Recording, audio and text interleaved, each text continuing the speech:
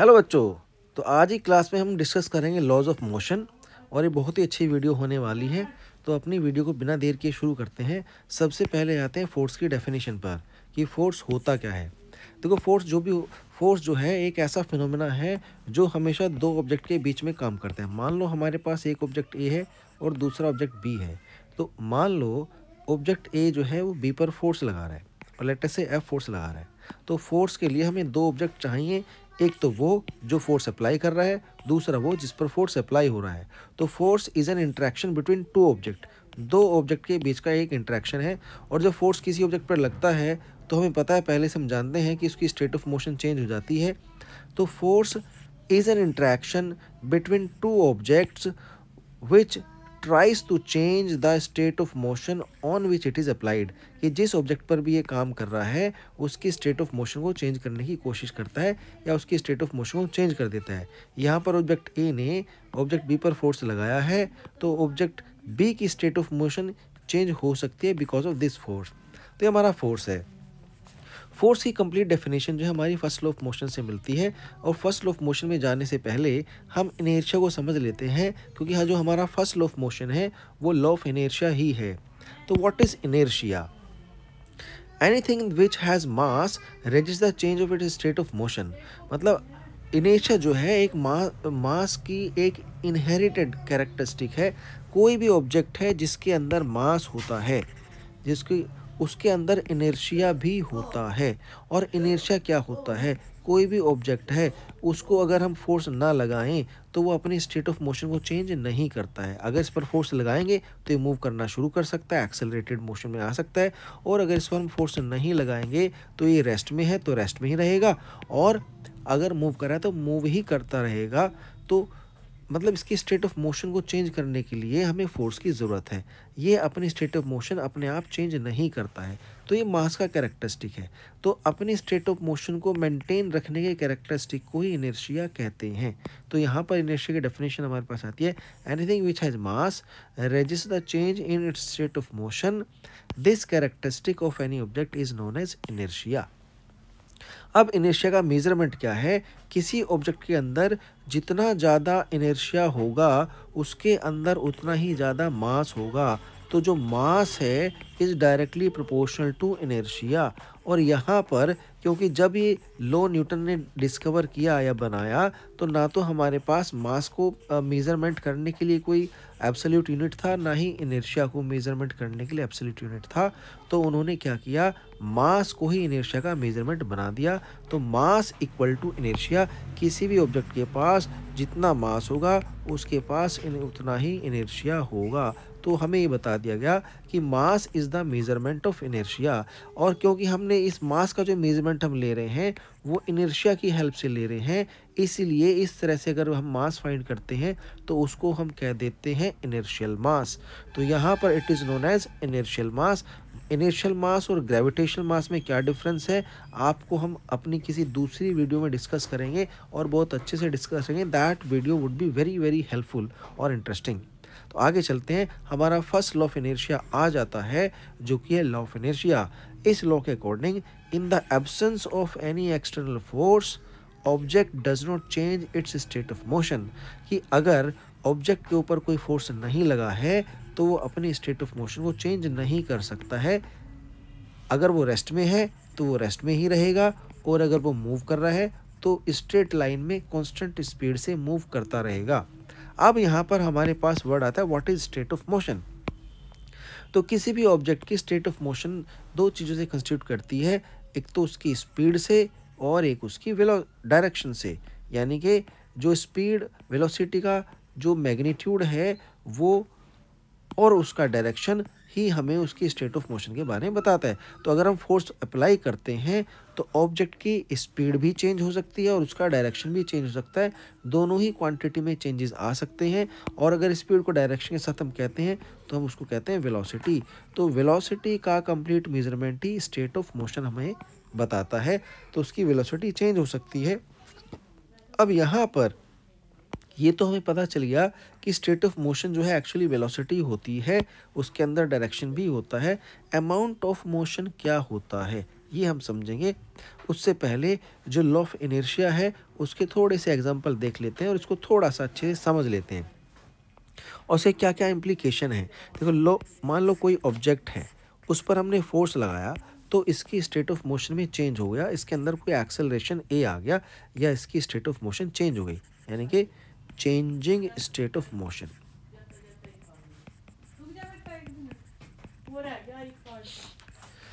तो यहाँ पर हमें पता चला कि force can change state of motion. तो फोर्स जो है वो स्टेट ऑफ मोशन को चेंज कर सकता है। और इस लॉ से पहले फोर्स एक ऑब्जेक्टिव क्वांटिटी के फॉर्म में डिफाइन नहीं था, तो इसीलिए इस कैरेक्टरिस्टिक को फोर्स की डेफिनेशन में भी यूज़ किया गया कि force can change state of motion. तो यहाँ से फोर्स को बताइए, फोर्स एक ऐसा फिनोमेना है जो स्टेट ऑफ मोशन को चेंज कर सकता है। इस तरीके से जो फर्स्ट लॉ ऑफ मोशन है ये हमें फोर्स की क्वालिटेटिव डेफिनेशन भी बताता है। कैसी डेफिनेशन बताता है? क्वालिटेटिव डेफिनेशन, यानी कि फोर्स क्या है, फोर्स एक ऐसा फिनोमेना है जो स्टेट ऑफ मोशन को चेंज कर सकता है। अभी तक हमें फर्स्ट लॉ ऑफ मोशन से केवल फोर्स की क्वालिटेटिव डेफिनेशन पता चली है, उसकी क्वांटिटेटिव डेफिनेशन नहीं पता चली है। तो क्वांटिटेटिव डेफिनेशन के लिए हमें सेकंड लॉ की तरफ जाना होता है। तो यहाँ पर कई बार क्वेश्चन पूछा जाता है, what is the importance of first law of motion. तो पहली इंपॉर्टेंस तो फर्स्ट लॉ ऑफ मोशन की ये है, इट डिफाइन फोर्स क्वालिटेटिवली। ये फोर्स की क्वालिटेटिव डेफिनेशन बताता है किस तरह कि a force is needed to the change of state of motion of any object. ठीक है, अब चलते हैं अपने सेकंड लॉ की तरफ। सेकंड लॉ हमें कहता है लॉ ऑफ मोमेंटम। अब लॉ ऑफ मोमेंटम जाने से पहले हम पढ़ेंगे मोमेंटम है क्या। तो मोमेंटम एक्चुअली क्या है? Multiplication of mass and velocity is known as the momentum of the object. और एक वेक्टर क्वांटिटी है, डायरेक्शन वही होता है जो वेलोसिटी का होता है। मोमेंटम के बारे में थोड़ा सा समझ लेते हैं। देखो, मोमेंटम की इस क्वांटिटी की ज़रूरत हुई क्यों पड़ी हमें।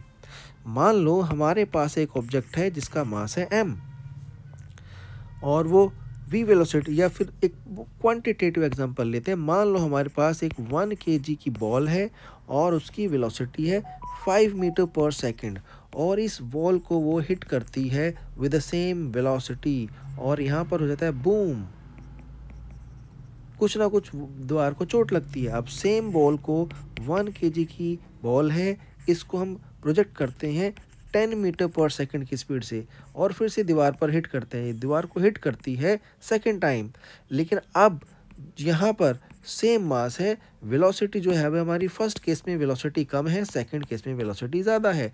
अगर ज़्यादा वेलोसिटी से दीवार को हिट करेगी तो ज़्यादा नुकसान पहुँचाएगी, इम्पैक्ट हमारा ज़्यादा होगा। अब इससे हमें पता चलता है कि बॉल का जो इम्पैक्ट है वो उसकी वेलोसिटी के डायरेक्टली प्रोपोर्शनल होगा। इट इज़ कॉमन सेंस, ये हमें कॉमन सेंस से पता है, हम अपने लाइफ एग्जांपल से सोच सकते हैं। तो यानी कि जो इम्पैक्ट है वो वेलोसिटी को बढ़ाने पर बढ़ता है। सेम चीज़ अगर हम स्पीड के साथ करें, मास के साथ करें, अगर मैं 1 kg बॉल के बजाय मैं 5 kg का बॉल लूँ और उसको सेम स्पीड से प्रोजेक्ट करूँ, दैट इज़ 5 मीटर पर सेकेंड, तो ये भी इस पर जो इम्पैक्ट होगा, मान लो ये इम्पैक्ट ए है, ये इम्पैक्ट बी है, और यहाँ पर जो 5 kg की बॉल है इसका इम्पैक्ट सी है। तो अगर मैं फर्स्ट और थर्ड इम्पैक्ट के बीच में कंपैरिजन करूँ तो सी का जो इम्पैक्ट फोर्स होगा वो ज़्यादा होगा। इसका मतलब जो इम्पैक्ट है वो हमारा मास बढ़ाने पर भी बढ़ता है। तो अगर मास और वेलोसिटी दोनों में ही हम मैं एक साथ चेंज करूँ तो मुझे कैसे पता चलेगा इम्पैक्ट ज़्यादा है। तो मैंने एक नई क्वान्टिटी जो है यूज़ करूँगा उसके लिए, और यहाँ पर हम एक नई क्वांटिटी को डिस्कवर कर लेते हैं, दैट इज़ मोमेंटम। तो जो मोमेंटम है, मास इनटू वेलोसिटी, एक ऐसी क्वांटिटी आती है जो हमें किसी भी ऑब्जेक्ट के अंदर अगर उसको रोके कोई दीवार से टकराता है या वो सडनली उसकी वेलोसिटी 0 हो जाती है तो कितना इम्पैक्ट वो प्रोड्यूस करेगा वो हमें मोमेंटम से पता चलता है। इस तरह से जो मोमेंटम है वो हमारा अमाउंट ऑफ मोशन भी हो जाता है।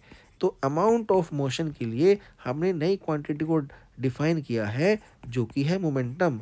तो किसी भी ऑब्जेक्ट का मोमेंटम ना केवल उसकी अमाउंट ऑफ वेलोसिटी को बताता है, बट अगर वो कहीं पर इम्पैक्ट करता है या कहीं स्ट्राइक करता है तो कितना इम्पैक्ट प्रोड्यूस कर सकता है वो ये भी बताता है। तो मोमेंटम जो है ना केवल अमाउंट ऑफ मोशन है, बट उसकी जो है इम्पैक्ट फोर्स को भी बताता है। अब यहीं से जो मोमेंटम है इसी से हमारा सेकंड लॉ जनरेट होता है। सेकंड लॉ को आगे समझ लेते हैं। सेकंड लॉ ऑफ मोशन हमें कहता है rate of change of momentum of any object is directly proportional to the applied force on the object. इसको भी लॉ को अच्छे से समझ लेते हैं। अब देखो कितना बढ़िया है। मान लो हमारे पास एक ऑब्जेक्ट है जिसका मास है हमारे पास m मास का, या कोई भी मास का ऑब्जेक्ट है, m मास का हमारे पास ऑब्जेक्ट है।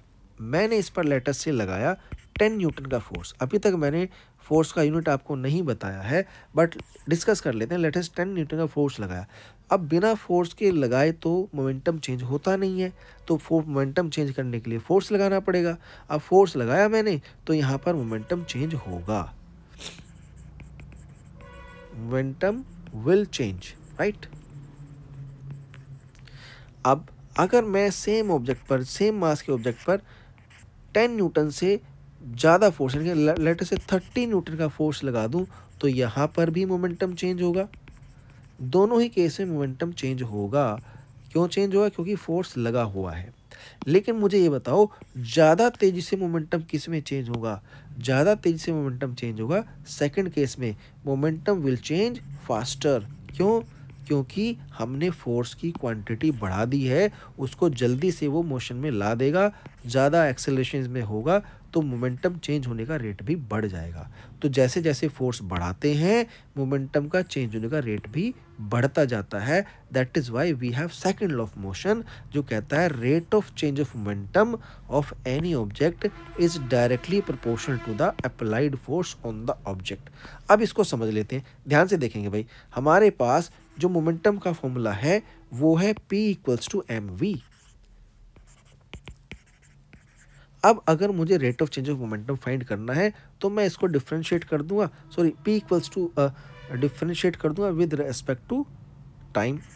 तो उसका rate of change of momentum time के साथ आ जाएगा मेरे पास। तो आ जाएगा ये dp/dt = m × dv/dt। अब ये क्या है?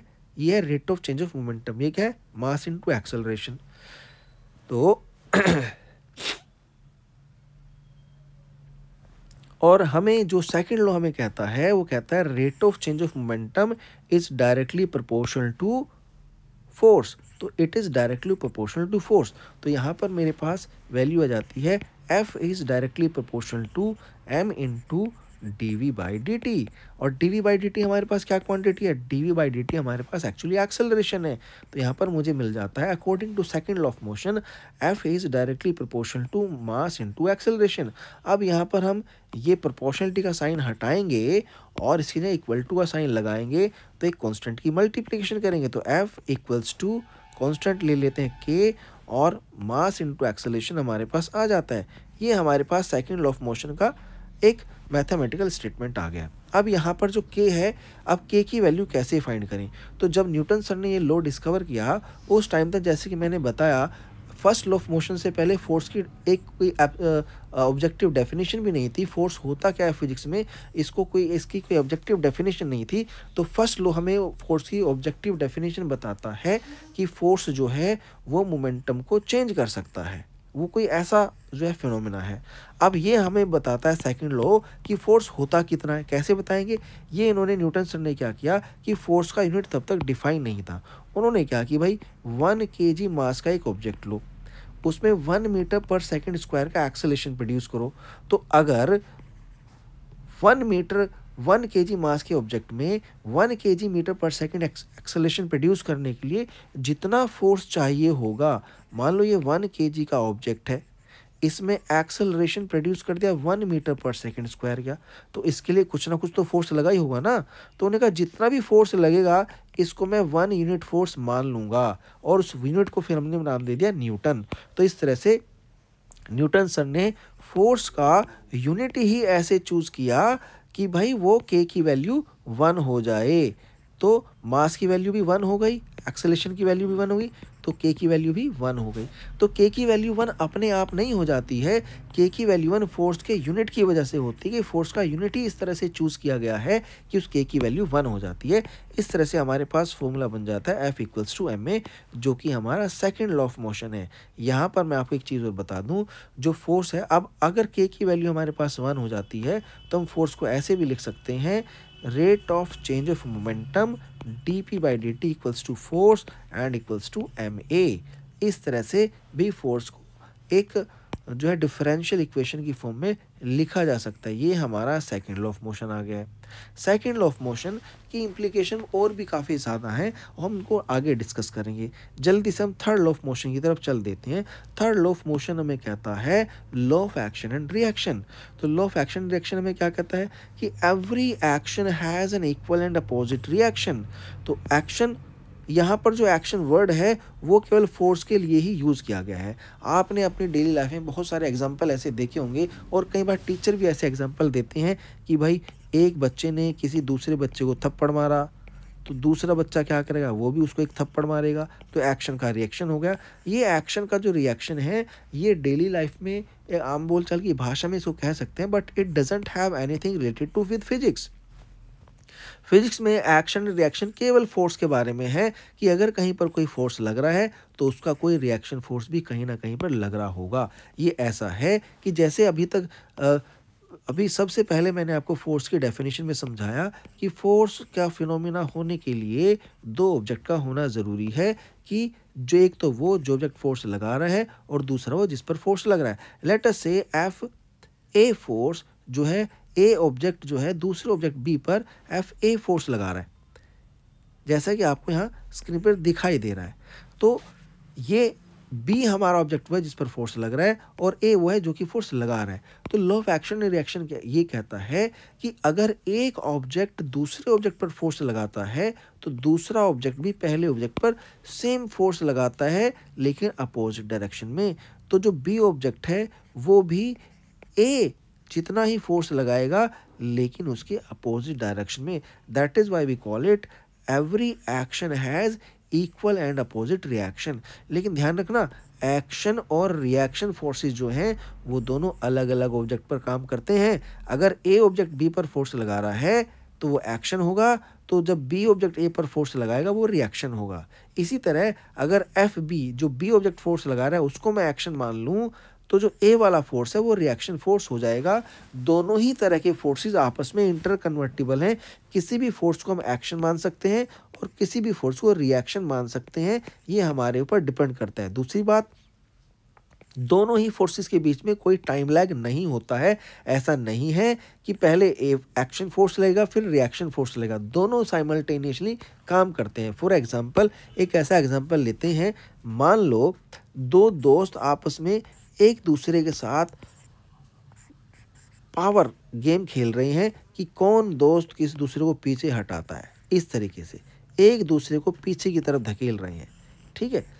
अब यहाँ पर मान लो जो रेड पर्सन है वो फोर्स एफ लगा रहा है, जो ब्लू पर्सन है वो भी फोर्स एफ लगा रहा है, लेकिन वो अपोजिट डायरेक्शन में फोर्स एफ लगा रहा है क्योंकि वो एक रिएक्शन फोर्स की तरह काम कर रहा है। मान लो ये फोर्स हमारा, रेड फोर्स हमारा F1 है और ब्लू फोर्स F2 है। तो F1 और F2 का मैग्नीट्यूड बराबर होगा और दोनों में अगर एक फोर्स को रिएक्शन फोर्स मानेंगे तो दूसरा फोर्स एक्शन हो जाएगा, अगर इसको एक्शन मानेंगे तो ये रिएक्शन हो जाएगा, एंड वाइस वर्सा। अब यही काम हम दीवार के साथ भी कर सकते हैं। कुछ बच्चों को कन्फ्यूजन हो जाता है और ये कन्फ्यूजन करना बड़ा ज़रूरी है।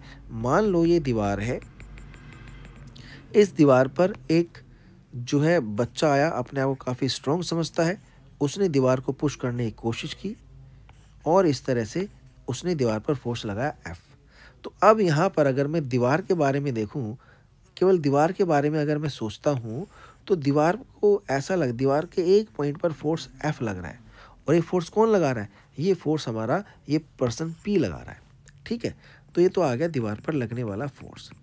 अच्छा जी, अब यहाँ पर अगर दीवार पर F फोर्स लग रहा है तो इसका रिएक्शन फोर्स कहाँ लग रहा है, तो इसका रिएक्शन फोर्स एक्चुअली लग रहा है इस लड़के के ऊपर।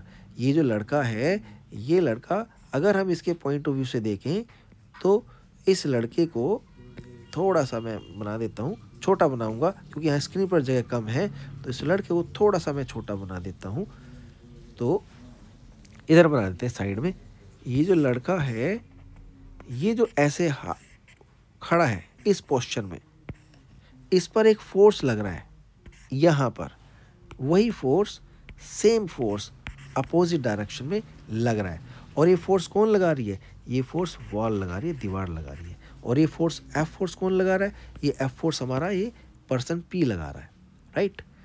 तो अब यहाँ पर ये जो फोर्स है जो दीवार लगा रही है, इसको हम बोलेंगे रिएक्शन फोर्स, और जो फोर्स दीवार पर ये पर्सन लगा रहा है इसको बोलेंगे एक्शन फोर्स। बट इसमें ज़रूरी नहीं है कि एक्शन फोर्स हमेशा हम इस लड़के का ही लेंगे। जो दीवार फोर्स लगा रही है that can also be taken as an action force, इसको भी हम एक्शन फोर्स ले सकते हैं। उस केस में जो लड़का फोर्स लगा रहा है ये रिएक्शन फोर्स हो जाएगा। अब यहाँ पर आप देखो, एक्शन दीवार पर लग रहा है, रिएक्शन लड़के पर लग रहा है, या फिर एक्शन लड़के पर लग रहा है और रिएक्शन दीवार पर लग रहा है। तो एक्शन एंड रिएक्शन दोनों ही फोर्स अलग अलग ऑब्जेक्ट पर लगते हैं, साइमल्टेनियसली लगते हैं और दोनों अपोजिट डायरेक्शन में लगते हैं। तो मेरे ख्याल से आपको तीनों लॉज समझ आए होंगे अच्छे से, और इनका कंसेप्ट भी आपको अच्छे से समझ आया होगा। अब हम कुछ एफबीडी पर बेस्ड क्वेश्चन करेंगे, फ्री बॉडी डायग्राम पर बेस्ड कुछ क्वेश्चंस करेंगे और बहुत अच्छे से ये समझ आएंगे। मिलते हैं नेक्स्ट वीडियो में। बाय बच्चों।